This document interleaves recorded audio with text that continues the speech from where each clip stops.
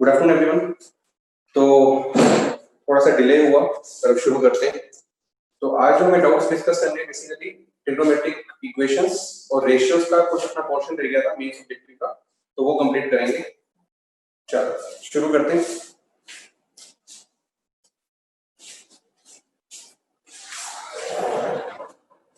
पहले मैं trigonometric equation से कुछ क्वेश्चन डिस्कस कर रहा हूं, ठीक है। पहला question, question number 3 JEE mains का।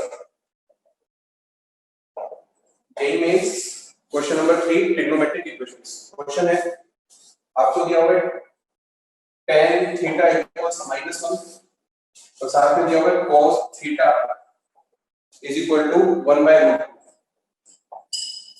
ये दिया हुआ है tan theta is equal to -1 and cos theta is equal to 1/√2। ये क्वांटिटी सही रखनी है। तो हमें थीटा निकालना है जो इसको भी सेटिस्फाई करते हैं और इसको भी सेटिस्फाई करते हैं। एक ऐसा थीटा जो दोनों को सेटिस्फाई करे। अब ध्यान से देखो कि tan थीटा -1 है, tan थीटा क्या है? नेगेटिव। अगर tan थीटा नेगेटिव है तो मतलब कौन सा क्वाड्रेंट का होगा? tan थीटा कौन से क्वाड्रेंट में नेगेटिव होता है? एक तो होता है सेकंड में और एक होता है फोर्थ में। इतनी बात क्लियर है।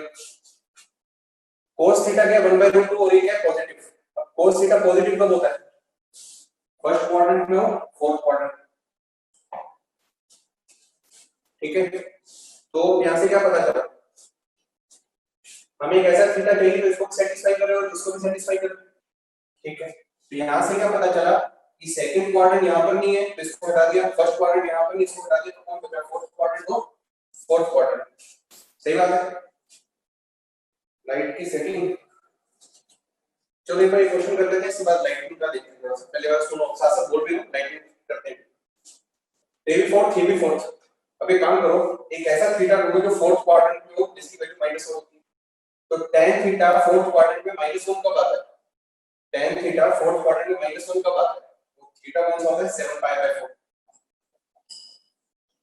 फोर्थ क्वाड्रेंट का थीटा जहां पे tan थीटा की वैल्यू -1 होती है, हो गया 7π/4।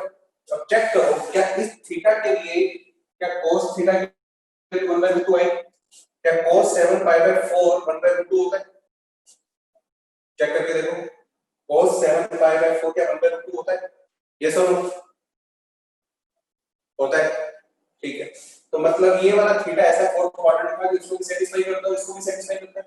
इसका मतलब क्या हुआ? हमें फोर्थ क्वाड्रेंट का एक पॉइंट चाहिए, ये बता, ये एंगल कितना होगा? 7π/4। ठीक, तो एक ऐसा थीटा है जो दोनों को सेटिस्फाई करता है। पर हमें क्या लिखना है? हमें क्या लिखना है? हमें एक जनरल सॉल्यूशन लिखना है। जनरल सॉल्यूशन हमें कि एक थीटा थोड़ी ना एग्जिस्ट करेगा, इस जगह पर हम दोबारा कैसे आ सकते हैं? देखो, एक पूरा राउंड कंप्लीट करने के बाद फिर से हम इस जगह पर आ सकते हैं। आ सकते कि नहीं आ सकते? ये सुनो, मैं फिर कहता हूं कि इस पॉइंट पे आना है, इस वाले एंगल पे, तो कैसे आ सकते हैं? एक राउंड, दूसरा राउंड कंप्लीट, फिर तीसरे राउंड पे फिर से आ गए। यस और नो? ठीक बात है। तो इसका मतलब क्या हुआ? 7π/4 के अंदर एक राउंड ऐड कर दो या दो राउंड ऐड कर दो या तीन राउंड ऐड कर दो। इसका मतलब क्या हुआ? आंसर कितना आएगा? 7π/4 प्लस 2n/। एक थीटा ढूंढ लिया, उसी को हमने फ्लक्चुएट कर दिया। Question clear? ठीक है, तो 2n/, plus 7π/4। Next question, question number 14। Question number 14। ठीक है, मेरे बच्चों को साफ नजर आ रहा है। मैसेज आ रहा है। sin x plus sin 5x is equal to sin 2x plus sin 4x। Question number 14 इसको डिस्कस करते हैं। ये आपकी जो शैडो है ना, sin c plus sin d, sin c plus sin d, ये लगा सकते हैं। ठीक है, अब sin c plus sin d क्या होगा? 2 sin c plus d by 5x plus x कितना आ जाएगा? 6/2 3x। साथ में cos कितना? x minus 5x which is minus 4x upon 2 कितना आ जाएगा? 2x। ठीक, इक्वल्स इसका 2 sin c plus d by 2 कितना? 3x and similarly cos c minus d by 2 कितना आ जाएगा cos x। ठीक, अब देखो यहां से 2 से 2 कैंसिल हो जाएगा, इधर कॉमन ले लेता हूं तो sin 3x कॉमन आ जाएगा, यहां पर क्या आ जाएगा cos 2x minus cos x equal to 0। Clear? अब क्या मतलब है, यहां पे एक ही 0 है या फिर एक ही 0 है, एक बात। या फर्दर आप यहां पे लगा सकते हो cos c minus cos d, यहां पे लगा सकते हो cos c minus cos d भी लगा सकते हो, उस तरीके से भी कर सकते हो, या फिर डायरेक्टली इसको 0 करके अलग से सोल्व कर लें, इसको अलग से सोल्व कर लें। अगर मैं इसको लिखता हूं यहां पे तो क्या आ जाएगा sin 3x 0 और cos 2x minus cos x 0। अब sin 3x 0 का मतलब 3x n by, तो x n pi by 3। ठीक बात। अब ध्यान से देखो, अभी cos 2x minus cos x 0 इसका मतलब cos 2x cos x। ये क्या बन गया, cos theta cos alpha, cos theta cos alpha, cos theta cos alpha कितना होगा, ये हो जाएगा 2x 2n pi plus minus x, 2x 2n pi plus minus x। अब यहाँ पे देखो ध्यान से, इसको मैं फर्दर यहाँ पे लिखता हूँ, यहाँ से क्या आ जाएगा 2x 2n pi plus minus x, एक बार प्लस साइन लिया और एक बार माइनस साइन लिया। अगर मैं प्लस लेता हूं तो क्या बनेगा 2x 2n pi plus x, और अगर माइनस साइन लिया, तो अलग केस बनेगा। पहले इसको देख लेते हैं, यहां पे लिया तो x इधर आएगा तो कितना आ जाएगा x 2n pi। देखो एक x आ गया 1, एक x आ गया ये 2, ये तो ये हमने प्लस वाला साइन, अब माइनस वाला लेता हूं तो क्या आएगा 2x 2n pi minus x को इधर लेके जाऊंगा तो 3x 2n pi, तो यहां से क्या आ गया x 2n pi by 3। ये क्या आ गया, ये थर्ड, ये 2 और ये 1। अब बताओ ये तीनों का क्या किया जाएगा, यूनियन किया जाएगा, इंटरसेक्शन किया जाएगा। हाँ यहाँ पे सी एंड डी दोबारा लगा सकते थे तब भी यही बात बनती, यहाँ पे सी एंड डी लगा सकते थे तब भी यही बात बनती। ठीक है, तो क्या किया जाएगा यूनियन, मतलब या तो ये चीज 0 है या फिर ये क्वांटिटी 0 है। ये 0 हो जाए तो मैंने यहां पे लिखा ये चीज 0 हो गई, ये 0 हुई तो यहां से आंसर आया। ठीक, या फिर ये वाली क्वांटिटी 0 हो जाए, ये वाली क्वांटिटी 0 हो जाए, ये 0 होगी तो क्या होगा cos 2x cos x 0, तो यहां से क्या आ जाएगा cos 2x cos x। अगर यहां तो ये 0 हो जाए, अगर ये 0 हो रहा है तो सॉल्यूशन क्या है x n pi by 3। ठीक, अगर ये क्वांटिटी 0 हो रही है, अगर ये वाली क्वांटिटी 0 हो रही है तो क्या है 2x 2n pi plus minus x। ठीक, अब इसको लेके यहाँ पे फर्दर सोल्व किया, यहाँ पे सोल्व किया तो 2x 2n pi plus minus x, एक बार प्लस साइन लिया और एक बार माइनस साइन लिया। अगर प्लस साइन लिया तो x 2n pi आया, अगर माइनस साइन लिया तो x 2n pi by 3 आया। मतलब x ये हो सकता है, ये भी हो सकता है और ये भी हो सकता है, इन तीनों में से x कोई भी हो जाए इस इक्वेशन को वो सेटिस्फाई करेगा, क्योंकि रिजल्ट कहां से आया, इसको लेके 0 और इसको लेके 0। ठीक है, अब मुझे ये करना है 1 2 और 3 का यूनियन करना है, 1 2 और 3 का यूनियन करना है। तो 1 2 3 का यूनियन करेंगे तो कैसे करेंगे, एक क्वांटिटी आएगी आपकी n pi by 3, एक आई है 2n pi, एक आई है 2n pi by 3। इन तीनों का यूनियन करना है।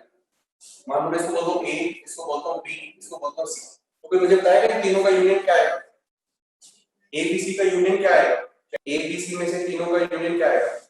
एक चीज मैं पूछता हूं आप लोगों से, पहले लिखता हूं, मैंने लिखा एक जगह n pi, एक जगह लिखा 2n pi, एक जगह लिखा n pi, एक जगह लिखा 2n pi। अगर मैं बोलता हूं इन दोनों का यूनियन करना है तो क्या आना चाहिए, ध्यान से सुनो, ये क्या चीज है 2n, मतलब इवन मल्टीपल ऑफ pi, ये क्या है इवन मल्टीपल ऑफ pi। ये क्या चीज है, यहाँ पे n को ओड रखूंगा तो ओड मल्टीपल ऑफ pi बनेगा, n को इवन रखूंगा तो ये इवन मल्टीपल ऑफ pi चलेगा। ठीक है, दोबारा सुनो, ये वाली क्वांटिटी क्या है इवन मल्टीपल ऑफ pi, ये वाली क्वांटिटी क्या है इवन रखने पे even multiple of pi, odd रखने पर ओड मल्टीपल ऑफ pi।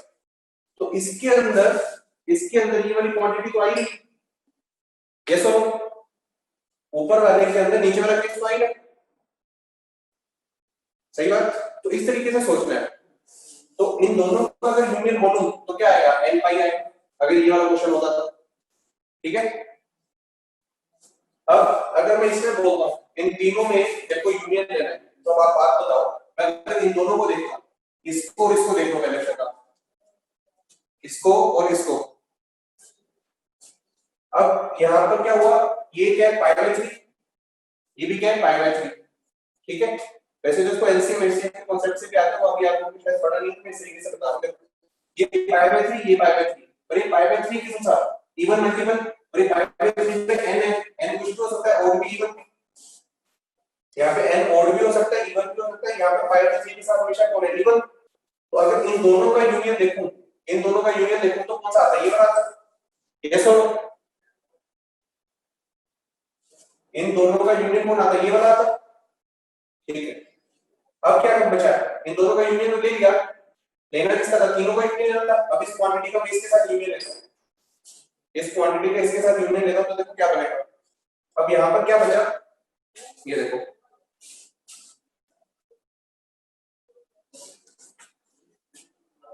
एक क्वांटिटी बची आपकी n pi by 3, n pi by 3, और दूसरी बची 2n पाई। अब खुद से सोचो, ये 2n है और यहाँ पर पाई है, ठीक, ये पाई है और यहाँ पर n बाय 3। अब देखो ये तो इवन ही चलता रहेगा, अगर आप n को यहाँ पे 6 पुट करते हो, मतलब 6 के मल्टीपल चलते हैं, अगर 6 चला, 12 चला या 24 चला, तो ये दो 3 से डिवाइड होकर ये भी इवन नंबर आएगा। तो इसके अंदर ये इवन वाले केसेस तो सारे कवर हो गए, इसके अंदर इवन वाले सारे केस कवर हो जाएंगे अगर n को मैं 6, 12, 24 इस तरीके से रखता हूं। ठीक बात है, आपने एलसीएम एचसीएफ देखा होगा पहले, उस तरीके से सोचना। तो n बाय 3 इवन वाले केसेस तो सारे ले लेगा, उसके अलावा बाकी केसेस भी लेगा। अगर n को मैं 5 पुट करता हूं तो 5 बाय 3 वो एक्स्ट्रा नंबर आ रहा है, और इसके इवन वाले तो उसके अंदर सारे आ रहे हैं, इसके अंदर इवन वाले तो सारे भी आ रहे हैं। तो इसका मतलब क्या हुआ, इन दोनों का यूनियन लेना होगा, कौन सा कितना आएगा, n बाय 3, क्योंकि इसके अंदर सारे केस आ रहे हैं, ये b वाले केस भी इसके अंदर आ रहे हैं और जो c वाला था वो भी इसके अंदर आ रहे हैं, तो फाइनल आंसर भी n बाय 3। बताओ समझ आया।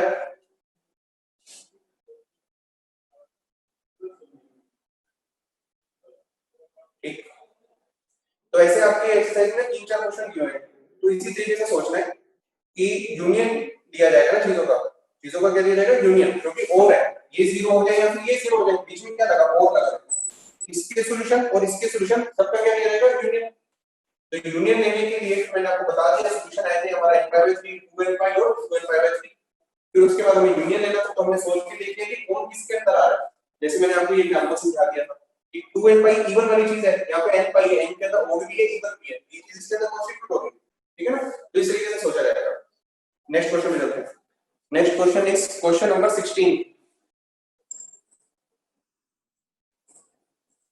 tan 3x minus tan 2x upon 1 plus 3 tan 3x tan 2x is equal to 1। कह रहे हैं इसका x चाहिए, इस क्वेश्चन का x चाहिए। ठीक है, अब अभी फॉर्मूला देखो क्या है, tan a minus tan b upon 1 plus, यहाँ पर क्या आ रहा है, tan a tan b। ठीक है, बन जाएगा। बच्चे कह रहे हैं क्लास में कराया हुआ क्वेश्चन, अच्छा हो रखा है तो फिर रहने देते हैं क्वेश्चन, अगर ये चीज हो रखी है तो रहने देते हैं। नेक्स्ट क्वेश्चन है, ये क्लास में हो रखा है। नेक्स्ट क्वेश्चन है क्वेश्चन नंबर 20, cos x का mod is equal to cos x minus 2 sin x, mod of cos x is equal to cos x minus 2 sin x। ये वाला करें, ठीक। अब देखो यहाँ पे mod of cos x is equal to cos x minus 2 sin x। देखो यहाँ पर क्या है, मॉडुलस फंक्शन है, यहाँ पर क्या है, मॉडुलस फंक्शन है। अब मोड को हमें पता है कैसे ट्रीट किया जाता है, अगर मोड ऑफ x होता है तो ये तो यहाँ x बनता है या फिर माइनस x बनता है। x कब बनता है, जब x इज ग्रेटर देन 0 और x लेस देन 0 के लिए बनता है माइनस x। तो सिमिलरली इस मोड को भी हटाना पड़ेगा, तो दो केस बने, अब दो केस कौन से बनेंगे उसको देखते हैं।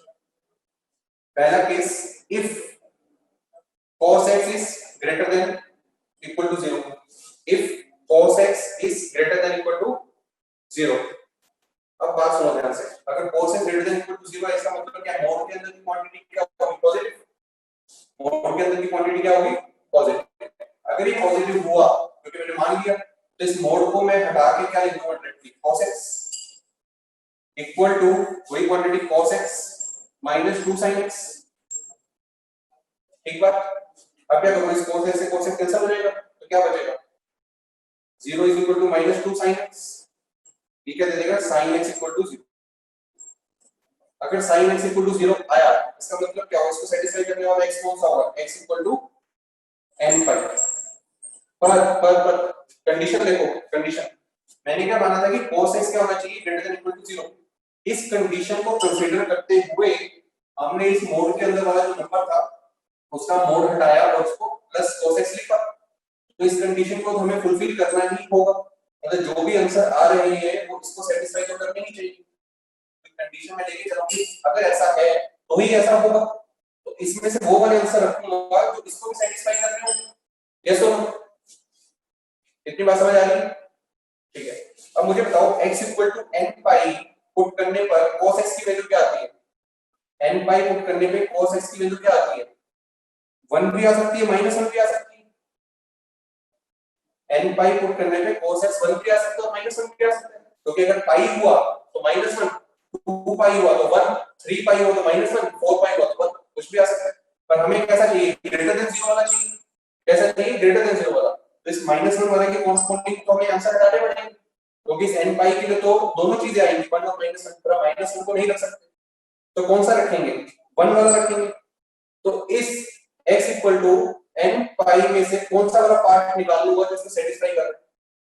देखो n पाई मतलब ओड भी है, इवन मल्टीपल पाई भी चलेगा, ओड मल्टीपल पाई भी चलेगा, तो इसमें से कौन सा चाहिए मेरे को, इवन मल्टीपल वाला। इसी में से एक्सट्रैक्ट कर लूंगा कौन सा, 2n पाई वाला पार्ट, ये वाली चीज सेटिस्फाई करेगी। यस और नो, मतलब ओड वाले तो नहीं रख सकता ना, 1 पाई 3 पाई 5 पाई ये सब नहीं रखूंगा, कौन सा रखूंगा, 2 पाई 4 पाई 6 पाई। तो इस कंडीशन को कंसीडर करते हुए आंसर ये आए, पर इसके लिए cos x 1 भी हो सकता था, -1 भी हो सकता था, तो मुझे हटाना कौन सा है, -1 वाला, रखना कौन सा है, 1 वाला। तो इसमें से 1 वाला कौन सा आएगा, वो इसके कॉरस्पॉन्डिंग आएगा, x इक्वल टू 2 पाई के कॉरस्पॉन्डिंग। पहला केस हो गया। अब एक काम करो, मैं आपको 2 मिनट दे रहा हूं, दूसरा केस करो, if cos x is less than 0, खुद से ट्राई करके देखो 2 मिनट में। if cos x is less than 0, देखो दूसरा केस कंसीडर हो पाता है आपसे। अभी देखो, अगर मैंने केस 2 लिया, केस 2 में लिखा if cos x is less than 0, if cos x is less than 0, इसका मतलब क्या हुआ, मोड के अंदर की क्वांटिटी क्या रख रहा हूं मैं, नेगेटिव। क्या रख रहा हूं, नेगेटिव। तो मोड कैसे खुलेगा, माइनस साइन के साथ, तो यहां पर क्या आएगा, minus cos x is equal to cos x minus 2 sin x, ये बनेगा। इसका मतलब क्या हुआ, इस cos x को यहां पे लेके आऊंगा तो -2 cos x और वहां पे -2 sin x, ये मिलके क्या दे देगा, tan x इक्वल टू 1। ठीक है, वही केस कंसीडर किया, cos x को लेस देन 0 किया तो माइनस आ गया, minus cos x equal to cos x minus 2 sin x, cos x इधर लेगा तो -2 cos x is equal to -2 sin x, which will be equal to tan x equal to 1। अब tan x equal to 1 का मतलब क्या होता है, देखो tan x 1 कौन-कौन से क्वाड्रेंट में होता है, tan x कौन-कौन से क्वाड्रेंट में होता है, बताओ चेक। tan x की वैल्यू 1 कौन-कौन से क्वाड्रेंट में आ सकती है, फर्स्ट और थर्ड में, फर्स्ट और थर्ड में। cos x नेगेटिव कौन-कौन से क्वाड्रेंट में होता है, cos x नेगेटिव कौन-कौन से क्वाड्रेंट में होता है, सेकंड एंड थर्ड में। तो tan x इक्वल टू 1 हमें कौन से क्वाड्रेंट वाला लेना पड़ेगा, जहां पे ये चीज भी सेटिस्फाई हो रही हो, मैं इस पहले वाले को तो ले नहीं सकता, तो कौन सा लेना पड़ेगा, थर्ड वाला। थर्ड वाले के अंदर tan x 1 कब होता है, थर्ड क्वाड्रेंट में tan x की वैल्यू 1 कब होती है, एंगल बताओ, थर्ड क्वाड्रेंट में वो एंगल बताओ जो tan x 1 बनता है। हाँ, पाई प्लस पाई बाय 4, तो पाई प्लस पाई बाय 4 पर जो tan x की वैल्यू होती है 1 होती है, तो ये वाला जो एंगल है 5 पाई बाय 4, इसके लिए tan x इक्वल टू 1 होगा और इसी एंगल के लिए cos x लेस देन 0 भी होगा। तो ये सेटिस्फाई करेगा। पर हमें तो क्या लिखना है, जनरल सॉल्यूशन। हमें तो क्या लिखना है, जनरल सॉल्यूशन। तो क्या करता हूं मैं, थर्ड क्वाड्रेंट में ये वाला एंगल उठा रहा हूं। ये कौन सा एंगल है, 5 पाई by 4, 5 pi by 4। Third quadrant में ये वाला एंगल उठाया है 180 प्लस 5 बाय 4 करके ये वाला उठाया है। और कैसे आ सकता हूं, यहां पर एक राउंड घूम के वापस आ सकता हूं, या फिर 2 राउंड काट के फिर आगे यहां पर। ठीक, इसका मतलब क्या होगा, 5 पाई बाय 4 में ऐड किया करें 2n5, तो 2n5 plus 5 pi by 4। Second case से क्या है, सेकंड केस से क्या है, 2n5 प्लस 5 पाई बाय 4। तो ये आंसर भी होगी और ये आंसर भी होगी, दोनों को क्या करूंगा, यूनियन। बात आई समझ, क्लियर? ठीक, तो पहले केस से आया था x इक्वल टू 2n5, दूसरे केस से क्या कर दिया हमने, tan x इक्वल टू 1 के लिए फर्स्ट और थर्ड क्वाड्रेंट बनता था, पर cos x लेस देन 0 है, वो सेकंड और थर्ड होता है, तो दोनों में कॉमन फंक्शन कौन सा है, थर्ड। तो मैं वो वाला क्वाड्रेंट उठाऊंगा जहां पे tan x तो 1 तो हो पर cos x नेगेटिव हो, वो थर्ड क्वाड्रेंट है। तो थर्ड क्वाड्रेंट के लिए हमने कौन सा एंगल सेलेक्ट किया, 5 पाई बाय 4। कौन सा, 5 पाई बाय 4। तो थर्ड क्वाड्रेंट के 5 पाई बाय 4 में बार-बार पहुंच सकते हैं ना, यहां पर पहुंचना है। तो एक राउंड या फिर एक राउंड कंप्लीट होने के बाद दोबारा, फिर 2 राउंड कंप्लीट होने के बाद दोबारा। ठीक है, next question is question number 30। अब क्वेश्चन नंबर 30 आप लोग खुद कर सकते हो, वो सेम है, मैंने एक वैसे करा दिया, वो हमने करा दिया।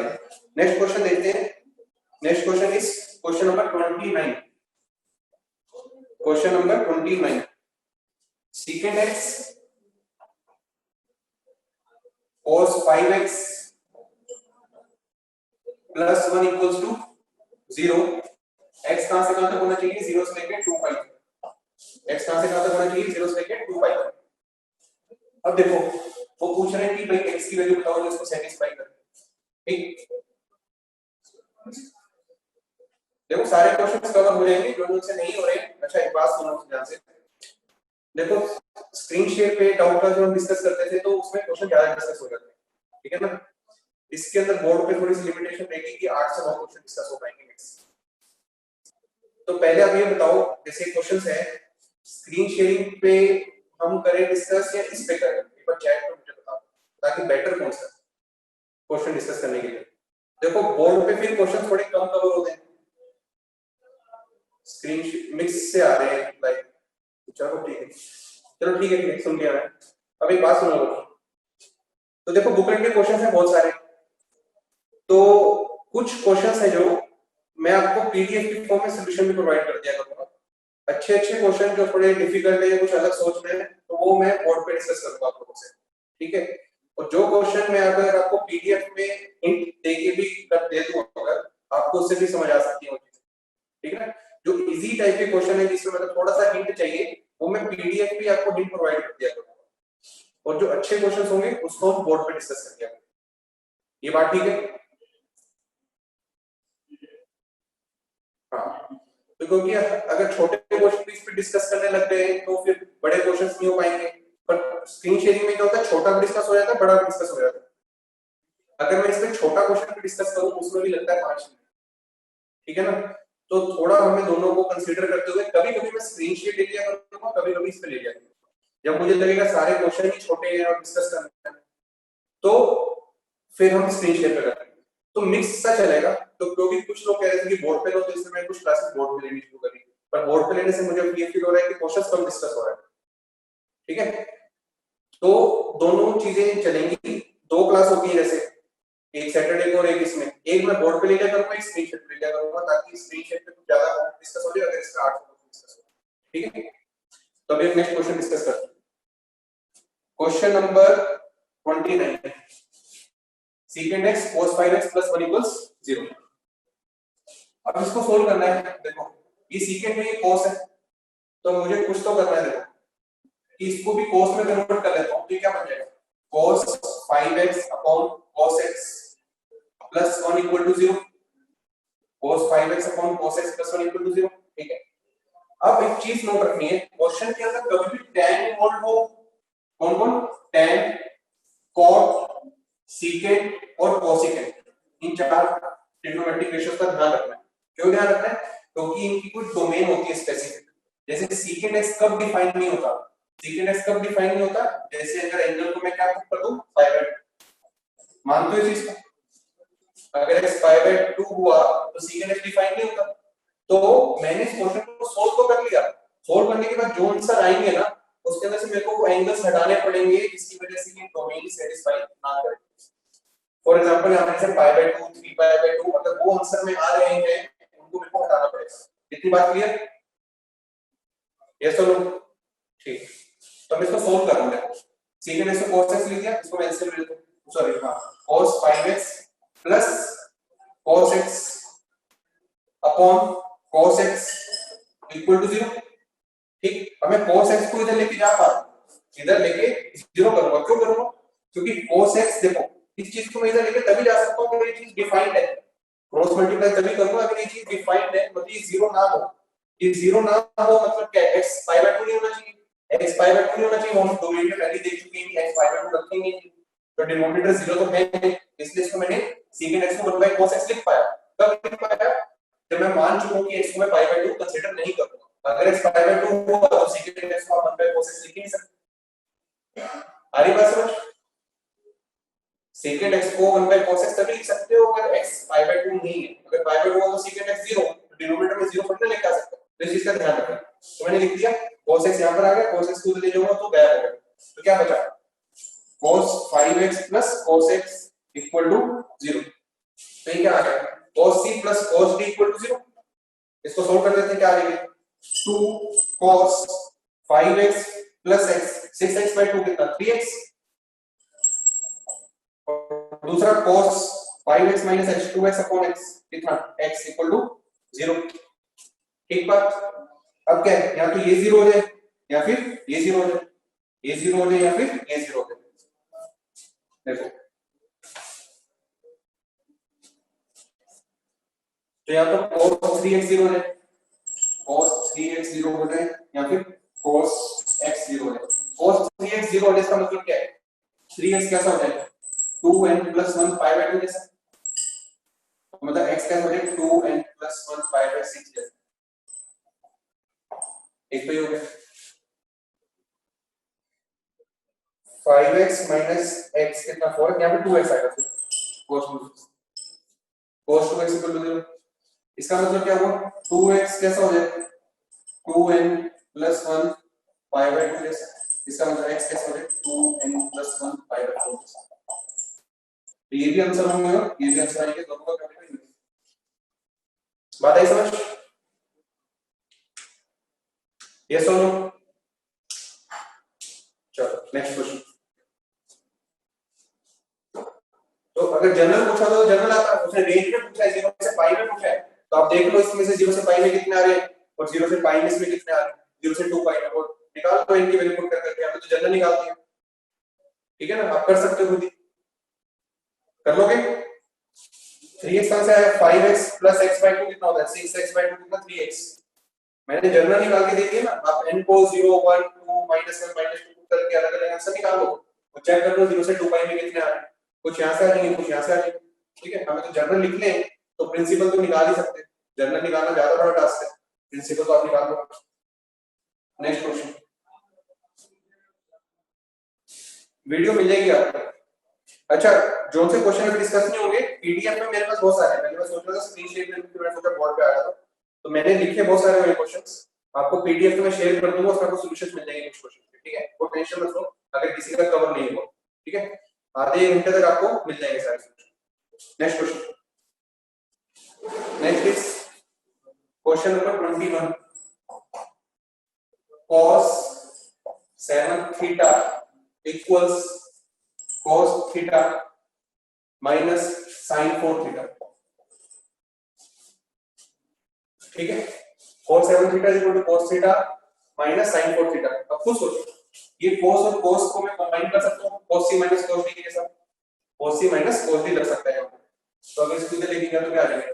cos 7 theta minus cos theta is equal to minus sin 4 theta, ठीक?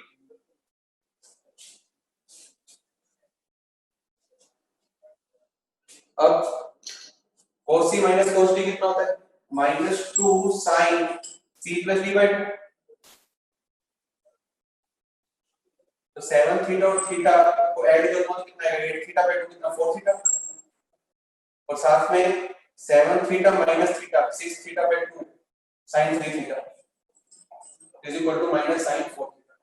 ठीक है ना। cos c minus cos d का फॉर्मूला लगाते हैं, माइनस से माइनस कैंसिल, तो sin 4 थीटा को लेफ्ट में लेके कॉमन है तो क्या आ जाएगा ऐसे sin 4 थीटा साथ में 2 sin 3 theta minus 1 equal to 0।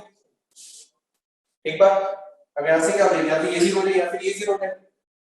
अगर ये चीज 0 होती है तो इसका मतलब 4 theta is equal to n pi, theta is equal to n pi by 4। बताओ इतना क्लियर हुआ। या तो ये 0 है और ये 0 है, यस और नो।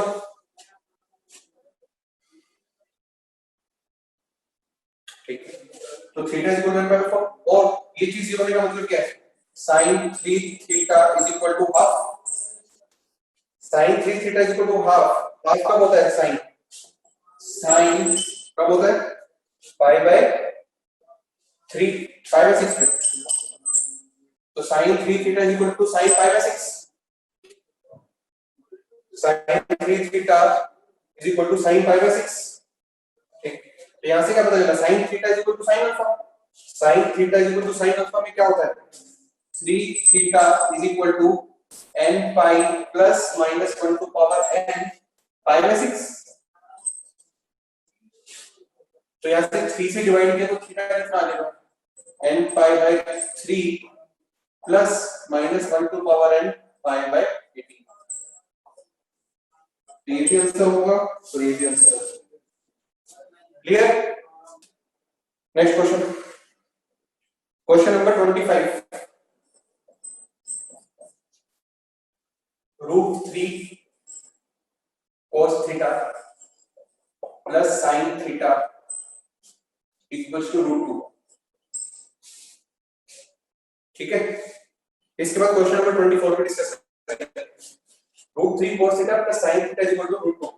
ठीक है, आपने फॉर्म पढ़ी होगी a cos theta plus b sin theta is equal to, अगर c दिया हो तो क्या करना होता है a cos theta plus b sin theta equal to c दिया हो तो किससे डिवाइड मल्टीप्लाई करते हैं √a² प्लस b² से।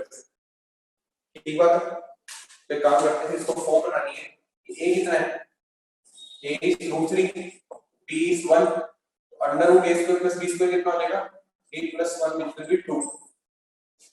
ठीक, तो पूरी इक्वेशन को मैं क्या करता हूं 2 से डिवाइड कर देता हूं तो क्या बन जाएगा √3/2 cos theta plus 1/2 sin theta is equal to √2 से ये भी 2 जाएगा और कितना बचेगा 1/2। तो ये बन जाएगा। इतनी बात क्लियर। अब देखो √3/2 क्या होता है sin 60 और ये हाफ कितना होता है cos 60। मानते हो √3/2 is sin 60 and half is cos 60। इस वाली फॉर्म जब भी होती है तो हम क्या करते हैं पूरी इक्वेशन को √a² प्लस b² से डिवाइड कर देते हैं। एक पर्टिकुलर टाइप का क्वेश्चन होता है तो मैंने क्या किया √a² प्लस b² निकाला तो 2 पूरी इक्वेशन को 2 से डिवाइड कर दिया। क्यों किया क्योंकि फॉर्म बन जाती है। आपने पूरा टॉपिक किया था ना रेंज निकालने वाला, ट्रिग्नोमेट्रिक फंक्शन की रेंज निकालने वाला टॉपिक भी किया होगा, उसके अंदर भी डिवाइड कर देते हैं √a² प्लस b² से। यस और नो। ठीक है, यही चीज आ गई। अब क्या करेंगे ये sin 60, देखो sin 60 cos थीटा फिर cos 60 sin थीटा तो क्या बन गया sin a प्लस b। क्या बन गया sin a प्लस b। ये क्या बन जाएगा sin 60 plus theta is equal to 1/√2। आप cos में भी लिख सकते थे, इसको cos 30 मान लेते, इसको sin 30 मान लेते तो cos में चल जाता तो cos a माइनस b का फॉर्मूला बन जाता। साइन में भी कन्वर्ट कर सकते हो cos में भी कन्वर्ट कर सकते हो। अगर आप इसको बोलते हैं कि sin 30 है, ये सॉरी cos 30 है और इसको बोलते हैं sin 30 है तो कौन सा फॉर्मूला बनता है cos a cos b plus sin a sin b। cos a minus b से भी कर सकते हैं। एक बार अब ये चीज आ गई तो अब ये बताओ sin 60 को मैं क्या लिख रहा हूं पाई बाय 3 प्लस थीटा ये 1/√2 है, ये कब आता है sin पाई बाय 4। तो sine theta is equal to sine alpha, sine theta is equal to sine alpha, क्या लिखूं, pi by 3 plus theta is equal to n pi plus minus 1 की पावर n पाई बाय 4, कौन सा कितना आ जाएगा, theta is equal to n pi plus minus 1 की power n pi by 4 minus pi by, this will be your answer. हाँ जी, clear.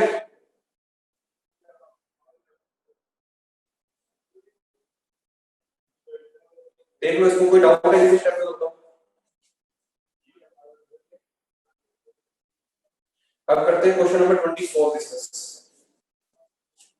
Question number 24 काफी जनता पूछती है।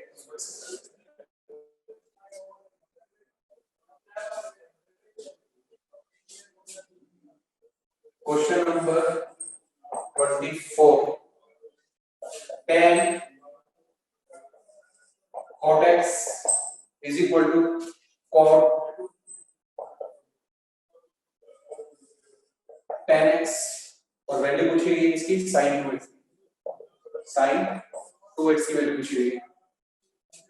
अब ध्यान से देखो, आपने फॉर्म पढ़ रखी है cot theta is equal to cot alpha या फिर tan theta is equal to tan alpha, इस तरह के स्टैंडर्ड रिजल्ट्स आपने पढ़ रखे ना, स्टैंडर्ड टाइप्स जो आपने पढ़े थे, sin theta equal to sin alpha, cos theta equal to cos alpha, tan theta equal to tan alpha, ये सब पढ़ रखे हैं। और यहां पर तो क्या आ गया, tan का एंगल क्या है, यहां पर ये पूरा एंगल है, इस cot का एंगल कौन है, ये पूरा का पूरा एंगल है, तो tan का एंगल और ये cot का एंगल। हमने ऐसे तो कोई फॉर्म नहीं पढ़ी कि tan theta is equal to cot alpha तो क्या रिलेशन होता है, ऐसा तो हमने नहीं पढ़ा। यस और नो, स्टैंडर्ड फॉर्म के लिए क्या पढ़ा हमने, tan theta is equal to tan alpha या फिर cos theta is equal to cos alpha, ठीक है। तो एक काम करते हैं, इस cot को मैं tan में चेंज करता हूं, tan cot x is equal to tan pi by 2 minus tan x लिख सकता हूं, तो tan theta is equal to tan alpha. Yes और अब इस tan का एंगल कौन बन गया, ये बन गया, tan theta is equal to tan alpha, ये बन गया, क्लियर। अब क्या होगा, यहां पे हम फॉर्म लगा सकते हैं, वो फॉर्म क्या कर देंगे, देखो tan theta is equal to tan alpha होता है, तो क्या होता है, थीटा इज इक्वल टू क्या होता है बताओ, n pi plus minus alpha, n pi plus minus alpha, ये सब होता है। बताओ माइनस आता है कि नहीं आता, बताओ, माइनस नहीं आता, n पाई प्लस अल्फा होता है, ठीक है। तो theta is equal to n pi plus alpha होता है। यहां पर क्या आ जाएगा, cot x is equal to n pi, alpha की जगह कौन आएगा, ये आएगा, plus pi by 2 minus tan x। यहां तक क्लियर हो गया। देखो क्वेश्चन में क्या था, उसने बोला था tan of cot x is equal to cot of tan x, ये कोई फॉर्म तो होती नहीं है स्टैंडर्ड की, tan theta is equal to tan alpha हो तो मैं डायरेक्टली सॉल्व कर सकता हूं, तो मैंने इसको किया cot को tan में कन्वर्ट कर दिया, कैसे कर दिया, पाई बाय 2 माइनस थीटा लगा के कर दिया, ठीक है। तो tan theta is equal to tan alpha, तो theta is equal to n pi plus alpha, तो थीटा कौन है यहां पे, cot x, n pi, alpha की जगह कौन है, pi by 2 minus tan x, ये इधर। अब क्या करूंगा, tan x में यहां पे ले जाऊंगा, तो cot x plus tan x is equal to n pi plus pi by, तो cot x को क्या लिख दूं, cos x by sin x plus sin x by cos x is equal to n pi plus pi by, ठीक। अब क्या होगा, LCM ले लेते हैं, क्या करें, एलसीएम ले लेते हैं, cos x इधर जाएगा तो कितना जाएगा, cos square x, sin x यहां पर जाएगा तो कितना हो जाएगा, sin स्क्वायर x, ऊपर क्या बन जाएगा, cos square x plus sin square x, ऊपर क्या बनेगा, cos square x plus sin square x, वो कितना हो जाएगा, 1 हो जाएगा, यहां पर क्या आएगा, 1 upon sin x cos x is equal to n pi plus pi by 2, ये बनेगा, ठीक है। ये कर सकते हैं, हाँ ये भी कर सकते हो क्या, tan को cot में बदलो इस तरह का, तो cot theta equal to cot alpha लगा देना, एक ही बात है, ठीक। अब क्या करना है, आपको वैल्यू क्या निकालनी है, sin 2x की, इसकी sin 2x की, तो यहां से तो हो जाएगा, sin 2x बन सकता है अगर मैं 2 से डिवाइड 2 से मल्टीप्लाई करता हूं, 2 से डिवाइड 2 से मल्टीप्लाई कर दिया, नीचे क्या बचेगा sin 2x, इस 2 को नीचे ले जाना आंसर आ जाएगा। बताओ भाई,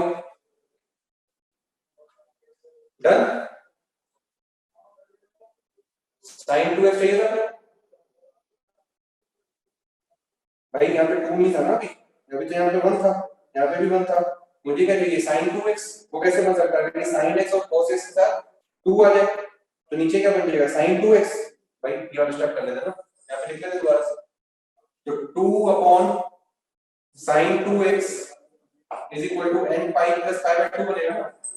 तो रेसिप्रोकल कर लो, sin 2x को ले लो, इसको नीचे लेके सॉल्व करो, ये तो कर लो। हाँ सॉल्यूशन आपको पीडीएफ में मिल जाएगा ना पूरा। नेक्स्ट क्वेश्चन करते हैं। नेक्स्ट क्वेश्चन, 2-3 क्वेश्चन आप उसको उठाते हैं ट्रिग्नोमेट्रिक रेशियोज के, ठीक है ना, कुछ क्वेश्चन ट्रिग्नोमेट्रिक रेशियोज को उठा रहा हूं। अभी मैंने बोले क्वेश्चन उठाए थे जिसमें आपको दिक्कत आ रखी है ना, उनको करने के बाद कुछ क्वेश्चन आपके ट्रिग्नोमेट्रिक क्वेश्चंस के और सॉल्व हो जाएंगे आज की क्लास के बाद। हमने 7-8 क्वेश्चन अभी तक डिस्कस कर लिए हैं, इनको एक बार आप दोबारा करोगे ना तो क्या आप लोगों ने इसके सिमिलर और भी डाउट्स दे रखे हैं, तो वो वाले क्वेश्चन आपके कंप्लीट हो सकते हैं इनको सीखने के बाद। हर क्वेश्चन वाले क्वेश्चन को सीखा है, ठीक है। हमें ट्रिग्नोमेट्रिक रेशियो से कुछ भी डाउट था।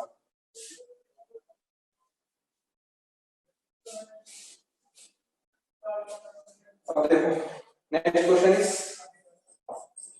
रेशियोज का मेन सब्जेक्टिव का एक डाउट है, रेशियोज का मेन सब्जेक्टिव का एक डाउट है। क्वेश्चन ये sin t plus cos t is equal to 1/5, sin t plus cos t is equal to 1/5 और वैल्यू किसकी पूछी गई है tan t/2। अच्छा इसके अंदर ना काफी लोगों ने किया तो है पर इसके दो आंसर आ रहे हैं, इसके दो आंसर आ रहे हैं, ठीक है, और दोनों ही ठीक है, ऑप्शन बी और ऑप्शन सी दोनों ही ठीक होंगे इसके। तो आप लोगों को दिक्कत आ रही थी कि आपका एक आंसर आ रहा है पर आंसर दोनों ही आएंगे। मैं बस आपको हिंट दे रहा हूं इसको करना कैसे। वैल्यू किसकी चाहिए tan t/2 की, आपको फॉर्मूला पता है, देखो sin 2 थीटा कितना होता है 2 tan theta upon 1 plus tan square theta. अगर यहाँ पे 2 थीटा होता है तो यहाँ पे थीटा होता है, ठीक है। तो sin t कितना हो जाएगा 2 tan t/2 upon 1 plus tan square t/2। Similarly आप cos t का फॉर्मूला भी लगा सकते हो, वो कितना हो जाएगा 1 minus tan square t/2 upon 1 plus tan square t/2। ठीक बात, ये sin t यहां पे पुट कर दो, cos t यहां पे पुट कर दो, बनेगा क्या क्वाड्रेटिक बन जाएगा। इसके अंदर tan t/2 में क्वाड्रेटिक बन जाएगी, उस क्वाड्रेटिक को सोल्व करके tan t/2 की वैल्यू आ जाएगी।